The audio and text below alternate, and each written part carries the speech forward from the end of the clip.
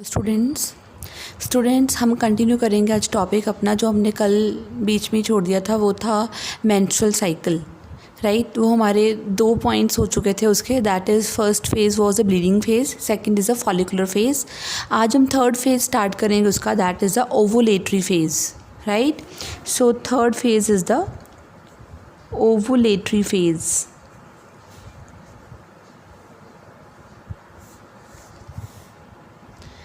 Ovulatory phase को हम और क्या बोल सकते हैं? देखो ये ल्यूटियल फेज़ से पहले वाला फेज़ है ना, तो this is also known as pre luteal phase और known as post follicular phase also, right. And we know that बेटा ओवुलेशन किस डे पे होती है? Ovulation occurs on the 14th day of the menstrual cycle. और इस time पे क्या होता है, दोनों हार्मोन्स LH एंड FSH दोनों हार्मोन्स क्या होते हैं बेटा, पीक पे होते हैं। So they are at the peak, right. और बहुत ज़्यादा अगर हम देखें तो, अगर मैं आपको बताऊं तो बेटा जो हार्मोन होता है that is the LH hormone, बेटा उसका जो अमाउंट होता है that increases about 6 to 10 folds, इतना ज़्यादा इंक्रीज़ हो जाता है। और इसको हम बोलते हैं LH सर्ज, राइट। और LH सर्ज के कारण बेटा क्या होता है, अगर बहुत ज़्यादा LH हार्मोन इंक्रीज़ होए तो बेटा जो एक्चुअली जो थीका और मेम्ब्रेना ग्रैनुलोसा सेल्स है ना, वो प्रोजेस्टेरॉन रिलीज़ करना शुरू कर देते हैं, राइट। और साथ के साथ किसकी सिंथेसिस होती है? Synthesis of proteolytic enzymes. Proteolytic enzymes जो हैं वो उसकी सिंथेसिस शुरू हो जाती है, राइट। और इसके कारण जो थीका एक्सटर्ना होता है, आपको याद होगा थीका एक्सटर्ना, थीका इंटरना, जो ग्राफियन फॉलिकल के अराउंड था, राइट। थीका एक्सटर्ना बेटा उसकी वीकनिंग शुरू हो जाती है, थीका एक्सटर्ना वीक होना शुरू हो जाता है। इसके अलावा जो ट्यूनिका होती है, ट्यूनिका एल्बुजिनिया, ओवरी का पोर्शन आपको याद होएगा, tunica vaginalis, tunica albuginea, tunica vasculosa. Basically जो ट्यूनिका एल्बुजिनिया है बेटा, ये पोर्शन जो ओवरी का है वो क्या होना शुरू हो जाता है बेटा, डिस्ट्रप्ट होना शुरू हो जाता है, डिस्ट्रप्शन। तभी तो बेटा स्कैंड्री oocyte बाहर रिलीज़ होगा। तो अल्टीमेटली साथ साथ में क्या, अच्छा ये तो हो ही रहा है, इसके साथ साथ में इवन साथ में क्या हो रहा होता है, जो एंट्रल का फ्लूइड है, एंट्रम फ्लूइड, एंट्रल फ्लूइड याद होगा आपको, ग्राफियन फॉलिकल के बीच में जो फ्लूइड होता है, राइट, एंट्रम। जो एंट्रम फ्लूइड है बेटा वो इंक्रीज़ हो रहा होता है, राइट। अगर वो इंक्रीज़ होगा तो ऑब्वियसली स्वेलिंग भी होएगी, ऑब्वियसली ग्राफियन फॉलिकल साइज़ में बड़ा होएगा, स्वेलिंग ऑफ ग्राफियन फॉलिकल। और इन दोनों के कारण, थीका एक्सटर्ना की वीकनिंग के कारण और स्वेलिंग होने के कारण ही क्या होता बेटा, अब रप्चर हो जाएगी। कौन? रप्चरिंग ऑफ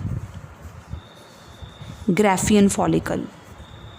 ग्राफियन फॉलिकल क्या हो जाएगी बेटा, रप्चर हो जाएगी, राइट। या जो ओवेरियन लेयर है, ओवेरियन लेयर वो भी क्या हो जाएगी बेटा, रप्चर हो जाएगी। और रप्चर होने से बेटा क्या रिलीज़ होएगा, रप्चर होने से रिलीज़ होएगा सेकेंडरी oocyte रिलीज़ होगा। और वो किस स्टेज में होगा? अरेस्ट हुआ होगा in the stage metaphase, metaphase 2 of meiosis, right. और अल्टीमेटली वो कहाँ पे आ जाएगा? It comes in the fallopian tube, fallopian tube में आ जाएगा, राइट। किसके थ्रू आ जाएगा? Via peritoneal cavity.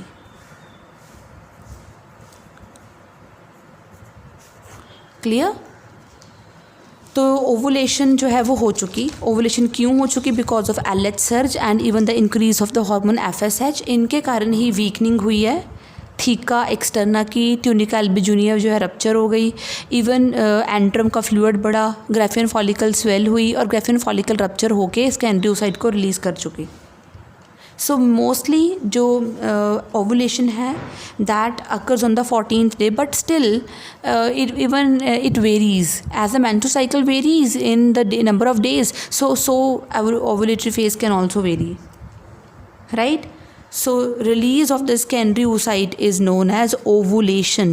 So ovulation is what? It's a release of egg नहीं बोलना भी, release of secondary oocyte from the ovary, because हम अभी उसको ओवम नहीं कह सकते हैं। मैंने बताया था ये आपको। क्यों नहीं कह सकते बेटा? अभी उसने अपनी मियोसिस कंप्लीट नहीं करी, और मियोसिस कब कंप्लीट होती है? जब स्पर्म की एंट्री होती है, right. So this is known as the release of secondary oocyte. So third phase is done, that is the ovulatory phase. Next phase is the luteal phase. Now fourth phase is the luteal phase, right. Luteal phase को हम और क्या बोल सकते हैं? अब ovulation के बाद हुआ है ये फेज़, तो पोस्ट ओवुलेटरी। और मेंस्ट्रुअल साइकिल के पहले, अब अगला मेंस्ट्रुअल साइकिल की बात कर रही हूँ मैं, ब्लीडिंग फेज़ से पहले होगा, तो उसको हम बोल सकते हैं प्री ब्लीडिंग फेज़, और प्री मेंस्ट्रुअल फेज़ भी बोल सकते हैं। क्लियर? तो ये जो है ये स्टार्ट होगा फ्रॉम डे 15 से लेकर डे 28 तक, राइट। और इस टाइम पे क्या होगा, इसको बेटा एक और नाम से भी जानते हैं, मैंने पहले बताया था, इसको हम बोलते हैं प्रोजेस्ट्रॉनिक फेज़ ऑल्सो। इसका एक और नाम भी होता है, दैट इज़ सेक्रीटरी फेज़। ये मैंने पहले बता चुकी हूँ आप लोगों को ये सारी चीज़ें कि क्या क्या नाम है फेजेस के, राइट। क्लियर? तो अब देखो, अब खुद ही सोचो अब क्या हो चुका बेटा। अब इस फेज़ में क्या हुआ, सेकेंडरी oocyte तो रिलीज़ हो चुका, राइट। तो जो सेल्स पीछे बच गए, द सेल्स लेफ्ट बिहाइंड, वो कौन से थे? The cells that left behind are the follicular cells, right. बेटा जो फॉलिकुलर सेल्स थे किसके? Follicular cells of Graafian follicle.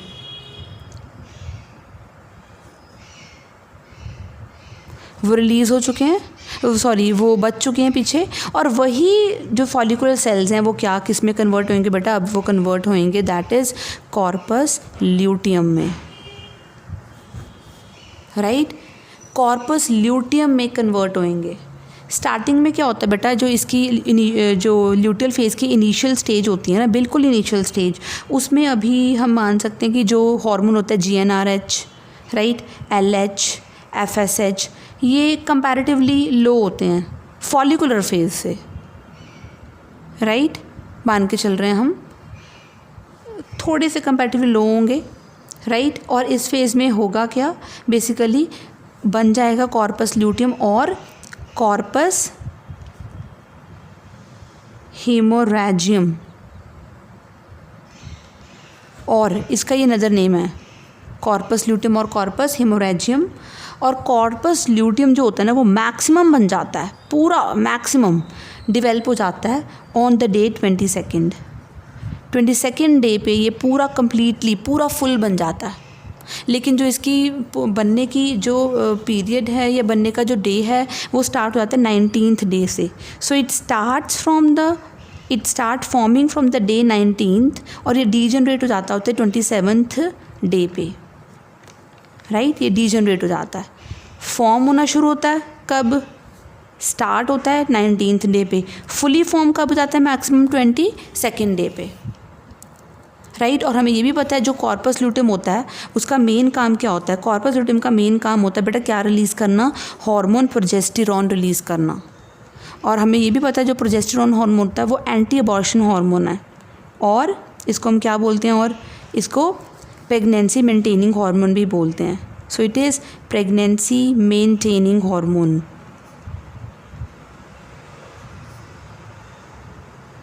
Right, और anti abortion hormone.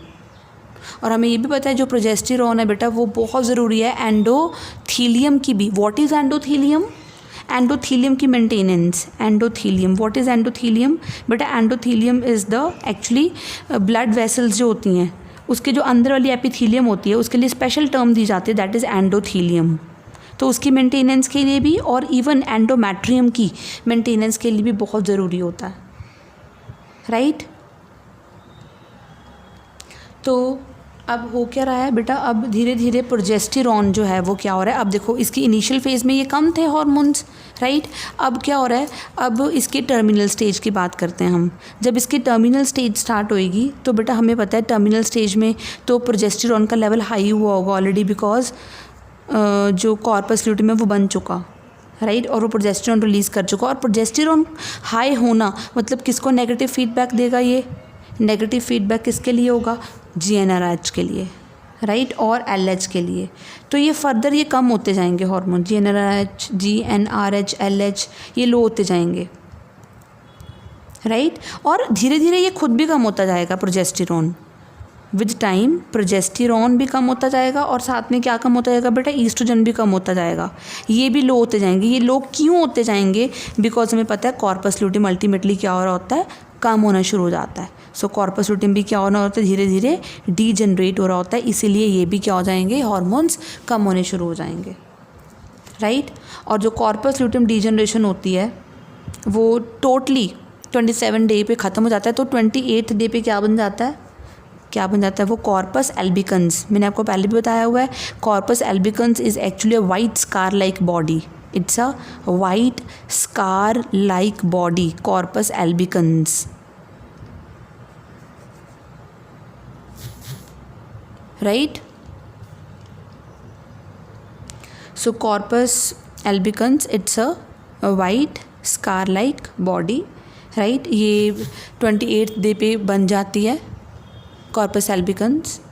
And finally अब क्या हो रहा होगा, अब मैं आपको बता दूं कि 23rd डे जो होता है, that is the 23rd day is the day जिसमें बेटा हम ये कह सकते हैं पूरा एंडोमेट्रियम फुली थिक होता है, मैक्सिमम थिक होता है। एंडोमेट्रियम थिकनेस जो होती है वो क्या होती है बेटा, मैक्सिमम, राइट। और स्टार्टिंग में इनिशियल स्टेज में जो सेक्रीटरी नेचर होता है ना एंडोमेट्रियम का, वो भी काफ़ी होता है। So secretory nature of endometrium is more in the initial stage,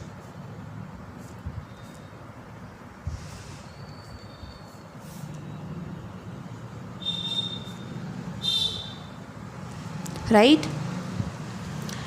और बेटा टर्मिनल स्टेज की बात करें तो टर्मिनल स्टेज में बेटा ऑब्वियसली अब क्या होगा, अब थोड़ा थोड़ा एंडोमेट्रियम जो है वो उसकी जो थिकनेस है अब यूट्रिन वॉल की थिकनेस कम होनी शुरू हो जाएगी टर्मिनल स्टेज पे, राइट। तो अब हम बात करेंगे इसको एज अ होल। तो अल्टीमेटली ल्यूटियल फेज़ में क्या होगा, ल्यूटियल फेज़ में जो यूट्रिन ग्लैंड्स होती हैं वो बहुत वाटरी म्यूकस रिलीज़ करेंगे। ये मैंने बता दिया कि स्क्रूटरी नेचर जो है वो एंडोमेट्रियम का बहुत ज़्यादा इंक्रीज़ हो जाता है, राइट। और फैलोपियन ट्यूब और वेजिनल ग्लैंड्स जो होती हैं वो भी म्यूकस रिलीज़ करती हैं इस टाइम पे। बट अगर तो देखो फर्टिलाइजेशन हो गई फिर तो कॉर्पस ल्यूटियम ग्रो करता रहेगा 9th मंथ तक और प्रोजेस्टेरॉन रिलीज़ करके प्रेगनेंसी को मेंटेन कराता रहेगा। लेकिन अगर फर्टिलाइजेशन नहीं होती, स्पर्म मीटिंग नहीं होती, तो बेटा कॉर्पस ल्यूटियम डीजनरेट हो जाता है और वो corpus albicans that is a white scar like body में कन्वर्ट हो जाता है, राइट। और अगर वो कन्वर्ट हो गया, और क्योंकि वो कन्वर्ट हो गया, अब हार्मोन्स जो हैं वो सारे क्या हो जाएंगे बेटा, डाउन हो जाएंगे सारे के सारे हार्मोन्स। और सारे के सारे हार्मोन्स कम होने के कारण, यानी कि FSH, LH, GnRH कम, प्रोजेस्टेरॉन कम और ईस्ट्रोजन कम, सारे हार्मोन्स के कम होने के कारण क्या होगा बेटा, अब नेक्स्ट ब्लीडिंग फेज़ क्या हो जाएगा बेटा, स्टार्ट हो जाएगा। ब्लीडिंग फेज़ स्टार्ट हो जाएगा, यानी कि नेक्स्ट साइकिल स्टार्ट हो जाएगा। और नेक्स्ट साइकिल स्टार्ट होना marks the beginning of the menstrual cycle start होना या ब्लीडिंग स्टार्ट होना marks the beginning of the next cycle, right, clear. So ultimately हम ये कह सकते हैं प्रोजेस्टेरॉन का बढ़ना ही नेगेटिव फीडबैक दे रहा था किनको, दूसरे हार्मोन्स को। तो हार्मोन्स लो होते ही, याद करो हमने स्टार्टिंग में ब्लीडिंग फेज यहीं से स्टार्ट करा था जब हार्मोन्स लो हो गए थे काफ़ी। हार्मोन्स लो होना इंडिकेट करता है कि अब मेंस्ट्रुअल साइकिल स्टार्ट होगा, नेक्स्ट ब्लीडिंग फेज स्टार्ट होगी। So menarche is a term use for the starting of the very first time of the menstrual cycle, right. And menopause is the term used for the when ovulation menstruation stops, right. जब ovulation menstrual cycle stop हो जाता है, basically कब stop हो जाता है, so stoppage of menstruation and ovulation, it basically कब होता है, from 45 to 55 years, right. Years of age में कभी भी ये हो सकता है, राइट। ये क्यों हो सकता है? बिकॉज हो सकता है पिट्यूटरी ग्लैंड में चेंजेस हो गई हों, होती हैं, ऐसा ही होता है एक्चुअली। हाइपोथैलेमस में चेंजेस, या फिर ओवरीज क्या हो जाती है, बट रेजिस्टेंट हो जाती हैं। Ovaries become resistant to FSH, right, they are resistant. Clear? Decrease level, basically decrease level of estrogen and progesterone because of changes in pituitary gland and hypothalamus. और जो इसके सिम्टम्स होते हैं ना मीनोपॉज के, वो क्या सिम्टम्स होते हैं? जो फर्स्ट सिम्टम होता है बेटा, जो यूट्रस और वेजिना वो एट्रोफिक हो जाता है, वर्क करना कम कर देता है। Uterus and vagina decreased work, atrophy, right. और समटाइम्स जो इसके सिम्टम्स जो आते हैं, depression, psychological changes, physiological changes आ जाती हैं, फंक्शनिंग में चेंजेस, हॉट फ्लैशेस। तो ये कंडीशंस कुछ हो सकती हैं ड्यूरिंग मेंस्ट्रुअल मीनोपॉज पे, नॉट मेंस्ट्रुअल साइकिल, मीनोपॉज पे ये सिम्टम्स आएंगे। और एकदम से ऐसे मेंस्ट्रुअल साइकिल स्टॉप नहीं होता, समटाइम्स पहले साइकिल जो है वो इरेगुलर होना शुरू हो जाता है। इरेगुलरिटी के बाद फिर जाके जो मेंस्ट्रुअल साइकिल है वो 2 मंथ्स 3 मंथ्स के बाद मतलब ब्लीडिंग फेज आना, या 5 मंथ्स के बाद आना, and ultimately it stops, right. It means ageing start हो गई है। मीनोपॉज होते ही इट इंडिकेट्स एजिंग। क्लियर? तो ये था हमारे पास डिस्कशन। अब हम बात करेंगे, सी the whole diagram, see,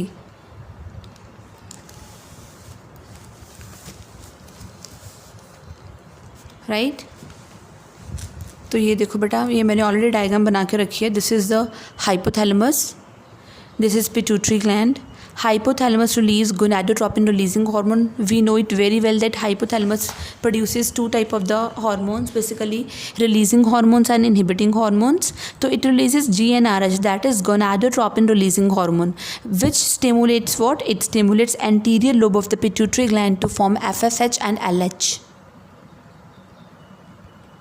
right? So FSH and LH